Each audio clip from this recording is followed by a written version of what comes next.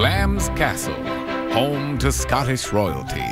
And today, evening crumpets. Hot damn, I loves me some crumpets. And so do Craig and his pals, Rashida Jones, David Sedaris, and Ariel Tweedo. Let's join them for a nibble, shall we? Are you a musician? A little bit. What do you play? I play piano and I sing. So, like, you could go into a town and go to a hotel lobby and get a job? I could. I've tried. That's great. That's the kind of urban version of being able to build an igloo. Like, you can go into any major town and get a job. And kill it. You could kill the pigeon and you could get a job. And I could croon. Yeah, lobby. be a tag team. What would you do? Survival skills? I don't have any, I don't think. I kind of think that David could have any job, more than any of us, anywhere, and adapt. I think that's really, true, I don't have any skills. Yes, I think you have great skills of persuasion. You do, and adaptability, because you write about a lot of the jobs you've had, and even though you're funny about the fact that you're not suited for them, you manage to make them work for yourself. So. But I can just type with one finger, right? And so you mean always? I'm pretty fast. Yeah, but I have to look at the keyboard all my life. I can't look away, and I can't draw. I can't really do anything. Is that how you write, with one finger? Really? So you could write a book on an iPhone? Yeah, I guess. I mean, I don't have a phone, but so, like, when people text, like, I don't know, that would take me a while to get used to, because you just have that tiny... Yeah.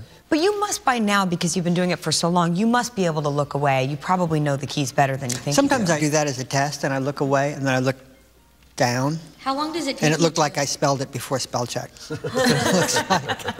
So it's not so awful, right? But it's not exact either. How long did it take you to write your first book? I never sat down thinking, well, I'll write a book now. So I think it took me 10 years. I mean, writing is just boring. You know what I mean? You're just sitting in a room and you're writing, and it's just boring. And then people say, do you use a PC or a Mac? Like, I mean, that's how boring it is. That those are the questions that are based around it. So it's just, you know, but I just wasted a month writing something that didn't work out. What do you wish people ask you? Like, you know, often when you're interviewed, they say, is there anything you want me to ask you? Yeah. And it comes at the end, and you're just usually so glad that it's over at that point. You don't want to say anything that's going to...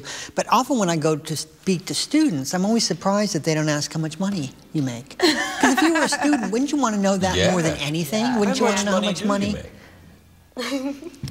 But see, then that's the thing, too. You want to be asked, but then you can't really answer.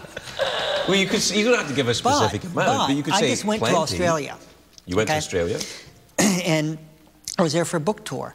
And so people, when you're signing a book, it's a perfect relationship with somebody, because they're talking to you for a minute and a half, and they will answer whatever you ask. So, how much money do you make, right? And I met a woman who works at a kitchen store, and she makes a regular Monday through Saturday, she makes $25 an hour. And on Sundays, she makes $35 an hour. The Australian and the American dollars are even. So $35 an hour. Okay, paramedic, $60 an hour. On Christmas Day he made $300 an hour. I met a teacher, a high school teacher, $82,000 a year. Really? Yeah, I said, can you sleep with your students? She said, you can, but they have to be 17, and you have to declare the relationship to the headmaster of the school. This is in Australia. And I just pulled that question right out of my butt. You know, can you sleep with your students? I mean, that's the dumbest question. Of course you can, but in Australia you can. Note to self, if I ever go back to school, go to Australia, because I'll get laid. Did you know Craig was once a struggling musician in Glasgow? His big break never came. Still hasn't. But that won't stop him from giving another undiscovered band their big break. Please welcome, singing the legend of John the Terror, Notorious. The Imagineers, everybody!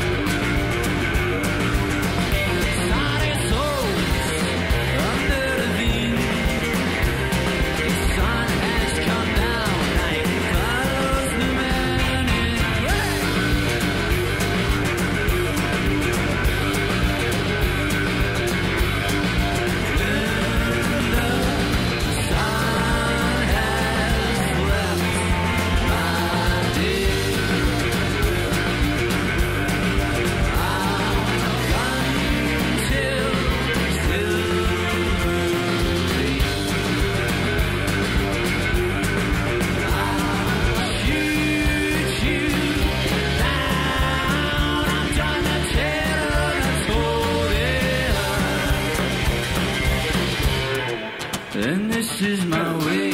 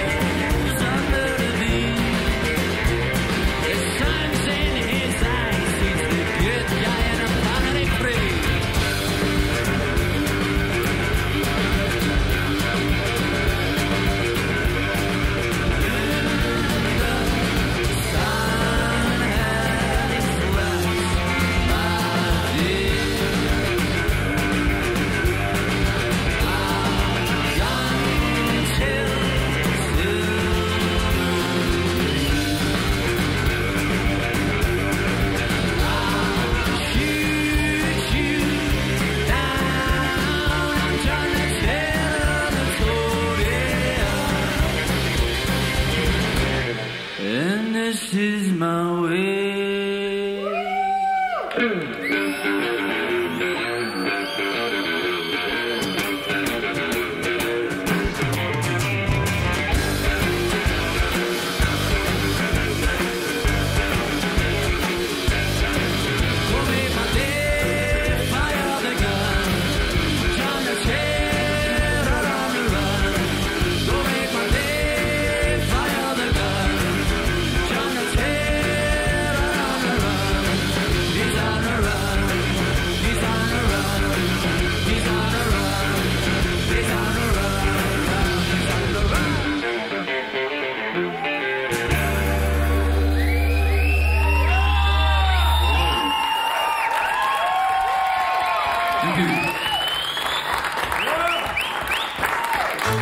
Now, let's check in with Craig and Ariel as they live the high life.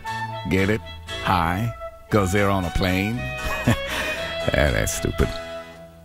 Look, mouthwash. You could use this to wash the cussing out of your mouth. Cussing? I haven't said one cuss word the whole trip.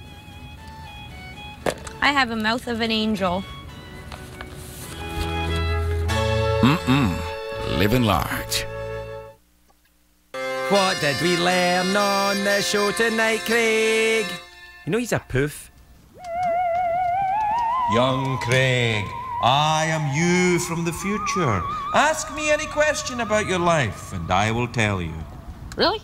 Yes. Really? Yes. Really? Yes. All right. What do I turn into then? What job do I get? Well, you work in a basement with a gay skeleton. Oh, God. It's okay. All right, fine. How much do I get paid? Not much, but it's job satisfaction that'll get you through. Actually, that won't get you through either. But, look, things aren't going to be that great for you, kid. I'm going to be honest. Yeah, I kind of expected that when I first saw you. See, when people say to me, Craig, why do you hate yourself so much? It's because of you. Me? You. You're the one who works in a basement? You're the one that started it all. You're the one that didn't do well at sports. Leave me alone. You're insulting yourself. You're insulting me too.